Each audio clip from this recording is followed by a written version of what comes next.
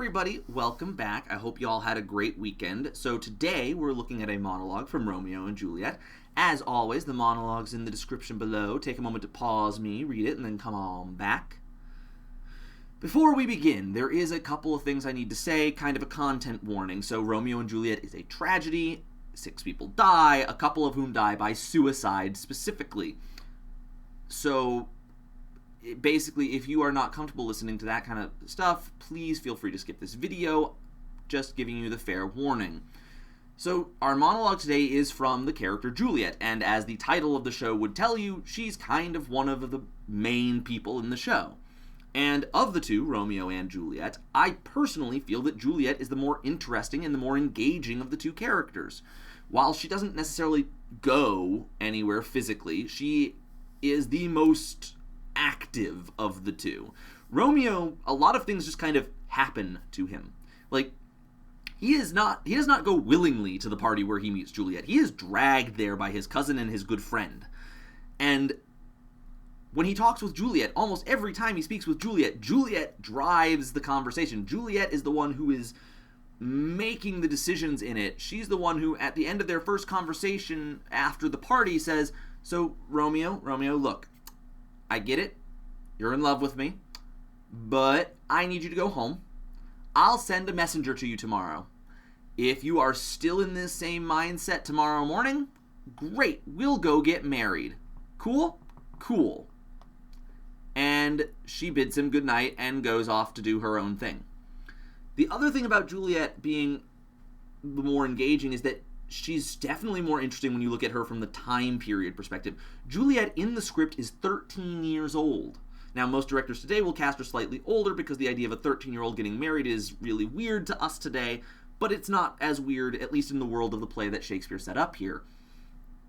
But Juliet, despite being 13, despite being a young woman, and again, we looked at Ophelia last Friday, who was very subservient to her father, Juliet is definitely not that. She, in fact, does a lot of things that would be absolutely scandalous for her day and age. She gets married without her parents' permission to the guy who is the son of her family's most hated enemies. So it's basically like, "Hey, Mom, Dad, I got married. I didn't tell you, and oh, by the way, those people who you really hate, I married their son." That's what she does. And she does it in secret. So, like, not only is she keeping secrets from her parents, she's disobeying her parents' tenets in, dealing with these people who they are having an active fight with. She chooses her own husband, all of which were not normal for that day and age. She also, again, like I said, she kind of controls the conversation between her and Romeo for most scenes that they're together. She kind of pushes him out during that first meeting after the party, saying, "No, I'll call you." Later on, when he's come back to her after just before he has to leave town because he's been banished, while she tries to keep him there for as long as possible because she doesn't want him to go, but then eventually is the one who pushes him out. She also, when her father, shortly after that, says, "Oh, by the way, Juliet, I've got some great news for you. You're going to be married to this rich guy who happens to be related to the local prince, and this is going to happen within the next few days. Get ready." She looks straight at her father and says, "No, I am not getting married to this guy I've never met."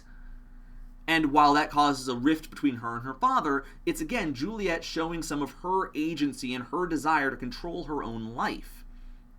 And when her father does blow up on her, instead of taking it lying down, she goes and talks to the priest who was the guy who married her and Romeo, and is like, "Okay, father, listen up. Unless you have some way of getting me out of this," and then she pulls out a dagger, which she brought into the church with her, "we're just going to end this right now. So what can we do?" Luckily for Juliet and the floors of the church and the cleaning crew of the church, the friar has something, and what he does is he gives her a little bottle of a potion, and he tells her that this potion will put her to sleep for something like 40 to 48 hours.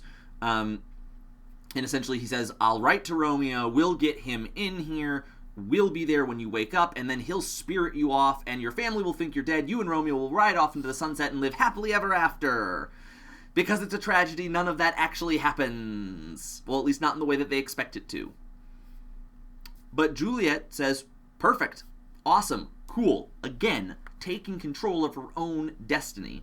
So, she goes back home and she lies to her family. Is like, Dad, look, I'm sorry, I talked with the friar and I realize I was wrong. I will marry this guy. Let's do it. Let's go. And the family's excited. And Juliet takes a moment and brings her nurse and her mother into her room, and they're talking in this, and then finally she lays down the final groundwork and is like, hey, look, since it's the night before my wedding and all, I'd kind of like to be alone to pray and do what I need to do to be prepared. And sends them on their way. When in reality, she's got her little vial of poison, well, potion, and she's going to drink it and basically pretend to be dead. So this monologue that she has right before this happens, right before she takes this drink, is really the one time when we see Juliet falter in her convictions. Because up until this point, she has been super, super driven in getting what she wants. And now finally, when she's about to do this thing, she takes a look at it and goes, what if? What if it doesn't work? What if it's actually poison? What if I wake up too early? And eventually she does finally overcome that and takes the potion, falls asleep, and then doesn't wake up until a couple days later, and she's in a tomb and her husband is dead next to her because he couldn't wait a few more minutes. It's really unfortunate timing for Romeo and Juliet, but yeah. This monologue is all about her hesitation, but overcoming that. So, here we go. Farewell. God knows when we shall meet again. I have a faint, cold fear thrills through my veins that almost freezes up the heat of life. I'll call them back to comfort me. Nurse! What should she do here? My dismal scene I needs must act alone. Come, vial. What if this mixture do not work at all? Shall I be married then tomorrow morning? No, this shall forbid it. Lie thou there. What if it be a poison, which the friar subtly hath ministered to have me dead, lest in this marriage he should be dishonoured because he married me before to Romeo?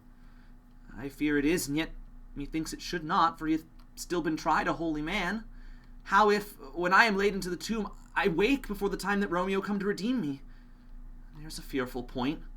Shall I not then be stifled in the vault, to whose foul mouth no healthsome air breathes in, and die strangled ere my Romeo comes? Or, if I live, is it not very like the horrible conceit of death and night, together with the terror of the place, as in a vault, an ancient receptacle, where for these many hundred years the bones of my buried ancestors are packed, where the bloody Tybalt, yet but green in the earth, lies festering in his shroud, where, as they say, at some hours in the night spirits resort. Alack, is it not like that? I so early waking, with what loathsome smells and shrieks like mandrakes torn out of the earth, that living mortals hearing them run mad?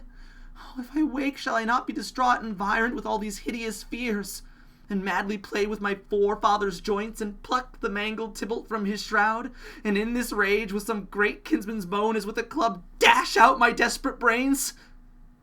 Oh, look, methinks I see my cousin's ghost seeking out Romeo, that did spit his body upon a rapier's point. Stay, Tybalt, stay! Romeo, I come. This I do drink to thee. And with that, Juliet falls into that sleep. She unfortunately wakes just a few moments too late. But that's the play for you. We'll see you all tomorrow. Bye!